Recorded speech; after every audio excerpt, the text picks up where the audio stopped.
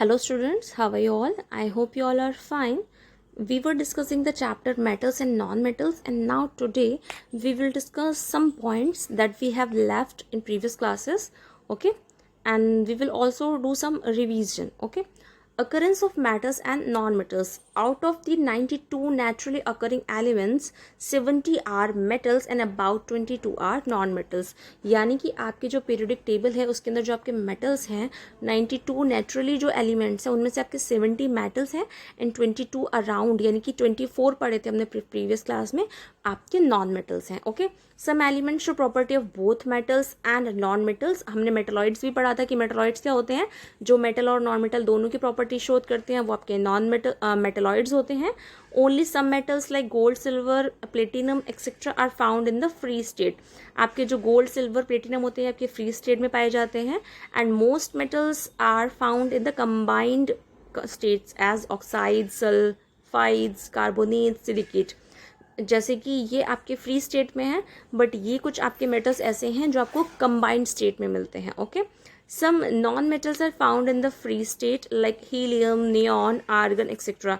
कुछ आपके non metals क्या हैं, आपको फ्री स्टेट में मिलते हैं और कुछ आपको फ्री स्टेट में नहीं मिलते हैं.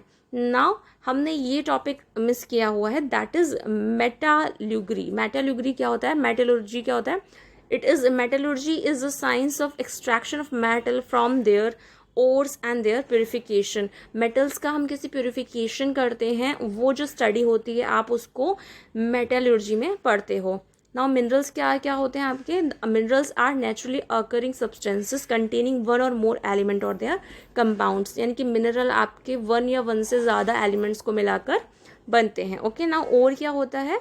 ओर is the mineral from which one or more metals can be extract profitably भी. यानी कि ओर को होते हैं जिनसे आपको वन या वन से ज़्यादा मेटल्स को उनसे कुछ प्रॉफिट होता है. ओके, नाउ आपका जो प्रोसेस है वो क्या है? Consist of 3 main steps. They are concentration होता है ओर का, फिर रिडक्शन होता है, देन रिफाइनिंग होती है. यानी कि आप जब किसी भी मेटल का प्योरिफिकेशन करते हो तो क्या होता है? फर्स्ट ऑफ ऑल आप उसका कॉन्सेंट्रेशन करते हो, फिर आप रिडक्शन करते हो, फिर आप रिफाइनिंग करते हो. Now concentration of the ore. Concentration of ore क्या है? Concentration of ore is the removal of impurities from the ore. यानी कि आपकी जो भी इम्प्योरिटीज हैं ओर में से आप उसमें से उसको रिमूव कर सकते हो, कर देते हो. रिडक्शन में क्या होता है? The process of obtaining the metal from its ore. यानी कि आपका जो भी मिक्सचर है आप उसके अंदर से जो प्योरीफाइड आपका मेटल है उसको प्राप्त कर लेते हो. Now metals replace metals. अब आपके जो केमिकल रिएक्शंस थे, केमिकल प्रॉपर्टीज ऑफ मेटल्स थे, उनके अंदर एक पॉइंट है मेटल्स किस तरह से मेटल्स को रिप्लेस कर देते हैं. डिस्प्लेसमेंट हमने पढ़ा था. अब more reactive metal replace a less reactive metal from it's salt solution.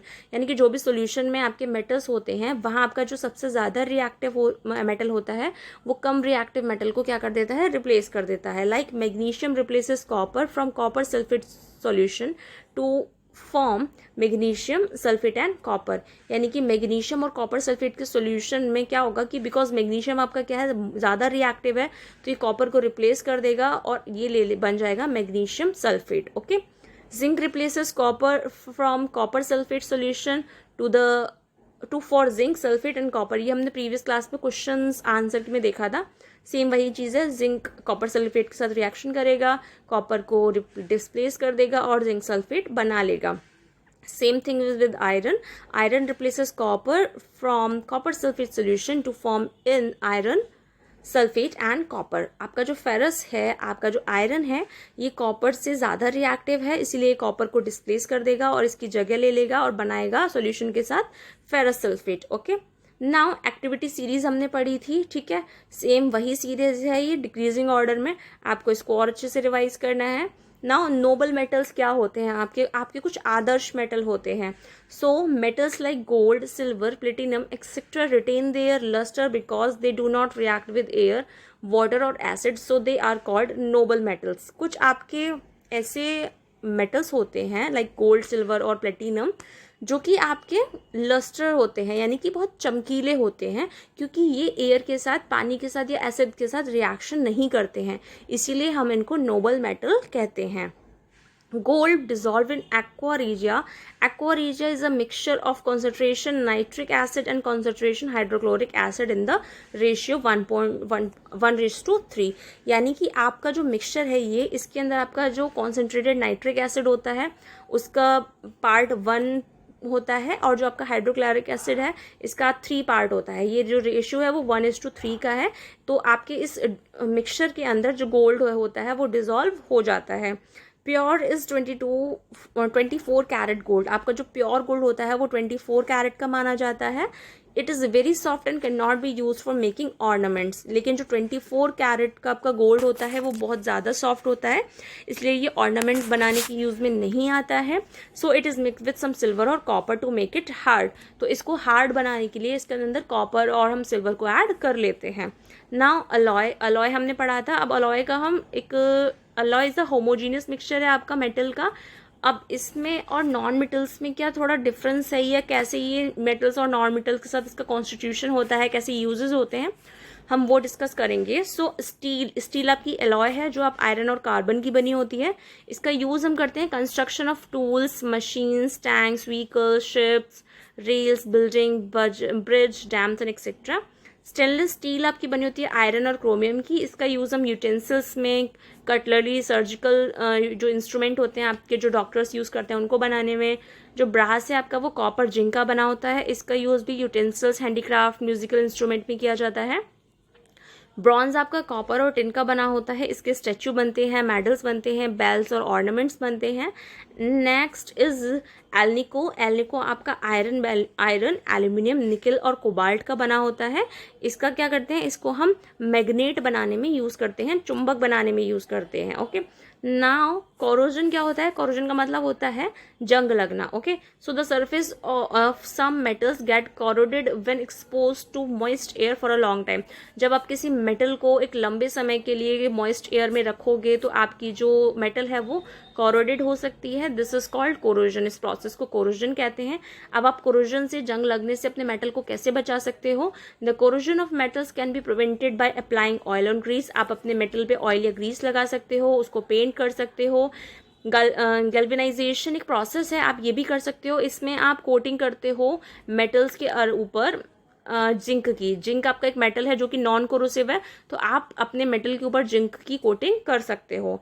Electroplating भी कर सकते हो. इलेक्ट्रोप्लेटिंग में क्या होता है? Coating of metals with non corrosive metals like chromium tin by passing electricity. आप इलेक्ट्रिसिटी पास करके भी जो आपकी मेटल है क्रोमियम, इसको भी कोरोसिव फॉर्म में होती है, क्यों? बिकॉज ये नॉन कोरोसिव में होती है, तो आप इसकी भी कोटिंग कर सकते हो. Okay. Now activity to show that air and water are necessary for rusting of iron. एक एक्टिविटी है जहाँ पे आपको ये दिखाया जा रहा है कि जो जंग लगती है उसका जो मेन कारण है वो क्या है? एयर और हवा है. एयर और हवा जरूरी है रस्टिंग के लिए. So take 3 test tubes and put one iron nail in each other. Put some anhydrous calcium chloride in one test tube to absorb moisture. Pour some boiled water from which dissolves oxygen has been removed in the second test tube. Pour some water in the third test tube. Cork the 3 test tube and leave it for 3 to 4 days. It is seen that the nail in the first and second test tube have not rusted. The nail in the third test tube has been rusted. क्या होगा कि आपको 3 test tube लेनी है, तीनों में आपको एक कील डालनी है. फर्स्ट वाली में आपको क्या करना है? एनहाइड्रस कैल्शियम क्लोराइड डाल देना है जो कि मॉइस्चर को एब्जॉर्ब कर लेता है. तो यहाँ मॉइस्चर नहीं होगा तो आपको जंग लगने का सवाल ही पैदा नहीं होता. सेकेंड में आपको क्या करना है? सेकेंड में आपको बॉइल्ड वाटर डालना है, जिससे क्या होगा कि ऑक्सीजन रिमूव हो जाएगी, तो यहाँ पे भी जंग नहीं लगेगी. पर थर्ड में आपने कुछ नहीं किया. जब थर्ड में आपने कुछ करा ही नहीं है, वहाँ पे एयर और मॉइस्चर है, वाटर है, तो यहाँ पे जंग लग जाएगी. Okay. So this is the activity to prove that air and water is necessary for rusting of iron. Okay. Okay, I hope you like the class.